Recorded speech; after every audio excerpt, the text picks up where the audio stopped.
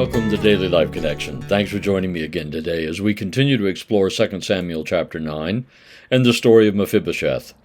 In verse 8, when Mephibosheth comes in before David, he bows low to the ground, which was a sign of acknowledging that you are subservient to the person that is standing before you. And he says this, "Why would you pay attention to a dog like me?" Now, in that culture, to call someone a dog was the worst insult possible. It was considered to be that meant you were the lowest of the low, worthless, and of no value to anybody, or no account, not worth paying attention to. And so that is Mephibosheth's stance before David. He calls himself a dog. Why would you pay attention to a dog like me? Mephibosheth has bought into the lie that his condition, his lameness, makes him valueless, that it is his identity. We've talked about that before. But I want us to notice something particularly here, that David just ignores that. David does not address that. Mephibosheth is coming out of his low self-esteem and out of his brokenness before the king. And he acknowledges that he is a dog before the king. But David doesn't buy into that. It is just like the prodigal son story, when the son returns and says, "I'm no longer worthy to be called your son. Make me like a hired servant. Make me like one of your slaves." Exactly the same kind of thing. And the father there totally ignores it. Doesn't buy into it, doesn't comment on it, just simply reinforces who he is. You are my son. And so here David really does the same thing, because David is a picture of Jesus as well, and showing us the heart of the Father. And David does not comment on Mephibosheth. He doesn't lecture him about it. He just simply ignores that, because he does not see Mephibosheth in terms of his lameness or his brokenness. The reality is, so many of us come before God and we do the same kind of thing. We come out of our low self-esteem, because I've never met anybody yet who doesn't struggle with it.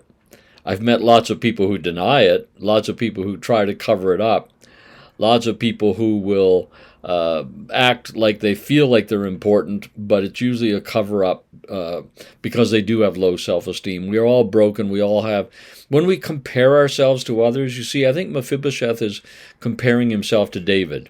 He's looking at David standing there tall and strong and robed in kingly robes in his palace with his servants around about him and all of his administrators and so on there, a man of power, a man of wealth, a man of strength. And so Mephibosheth is comparing himself to David. And you know, folks, when we get into that, comparing ourselves to others, we will almost always feel broken. We will almost always devalue ourselves and see ourselves in terms of our liabilities rather than our assets. And I just really today want to emphasize, God doesn't buy into that. He doesn't go, "Oh, I know, you poor thing, it's a shame, and we're going to do some things to help." He just ignores it, because that is not who you are in his eyes. Thank God for that. Thank God David didn't look at Mephibosheth and say, "Well, you know, I was hoping you'd be strong like your father Jonathan. I was hoping you'd be whole and productive and kingly and, you know, and princely, whatever." No, he doesn't do that at all. Mephibosheth's value to David is because he made a covenant with his father Jonathan, because Mephibosheth is part of a covenant family to David. And so David's value was totally based on what the covenant he had made. And so it is with Jesus, because of the covenant he has made with us and with his Father and our Father. Because of that, out of his covenant, he values us as if we are whole and an asset to him, because he knows that's what we will be when he has finished his work in us.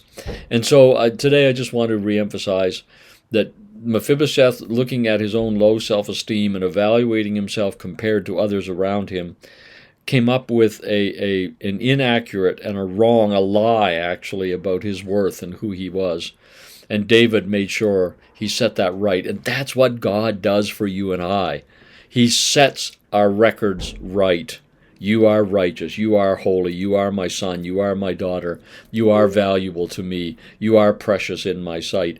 That is David's, or God's stance, rather, toward every one of us. And he intends to establish that in our hearts. So I just encourage you today, as you open up before God, just say, tell me who I am. Establish in me my worth to you. And enable me to stop looking at my brokenness, my low self-esteem, comparing myself to others, and listen to what you have to say about me, because it's always good. Well, let's think about that. We'll talk again tomorrow.